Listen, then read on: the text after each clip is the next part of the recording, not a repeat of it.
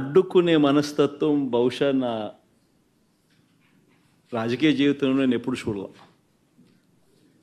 దేవుడి దగ్గరికి దర్శనం చేసుకునేదానికి వెళ్తాము అని అంటే కూడా అడ్డుకునేందుకు ప్రయత్నం చేస్తూ అడుగులు వేస్తూ ఉన్న పరిస్థితులు బహుశా ఎప్పుడూ కూడా జరిగి ఉండదు.